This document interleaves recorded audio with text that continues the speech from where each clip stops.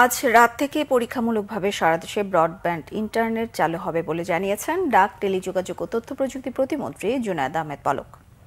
বুধবার বিকেলে আগারগাঁওয়ের বিটিআরসি ভবনে সাংবাদিকদের প্রশ্নের উত্তরে তিনি তথ্য জানান। বলেন, পরীক্ষামূলক চালু হওয়া এই সেবা আগামীকাল পর্যন্ত পর্যবেক্ষণ করবে সরকার।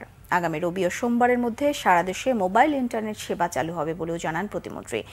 ইন্টারনেট না থাকায় প্রতিদিন 70 থেকে 80 কোটি টাকার ক্ষতি হচ্ছে জানিয়ে প্রতিমন্ত্রী বলেন, সহিংসতার বিষয়ে ফেসবুক, টিকটক ও ইউটিউবকে চিঠি দিয়ে বিটিআরসিতে উপস্থিত হয়ে ব্যাখ্যা দিতে হবে। আজকে রাত্রের মধ্যে আমরা ব্রডব্যান্ডটা দেওয়ার পরে আগামীকাল পরীক্ষামূলকভাবে ব্যান্ডউইথের যে ম্যানেজমেন্ট এবং যে ট্রান্সমিশন লাইন এবং ইউজার এক্সপিরিয়েন্স এবং এটার সিকিউরিটি এবং এটার সাস্টেনেবিলিটি, স্টেবিলিটি, এগুলো আমরা পর্যালোচনা করে আগামী শুক্র অথবা শনিবারে অ্যামটবের সাথে বৈঠক করে তাদের যে প্রস্তুতি এবং তাদের যে সক্ষমতা এটা বিবেচনায় নিয়ে আমরা চেষ্টা করছি যে আগামী রবি সোমবারের মধ্যে যাতে করে আমরা মোবাইল নেটওয়ার্কটাও আমরা 4Gটা সবার কাছে নিয়ে আসতে পারি আগামী সপ্তাহে। তার জন্য আমরা প্রচেষ্টা চালাচ্ছি।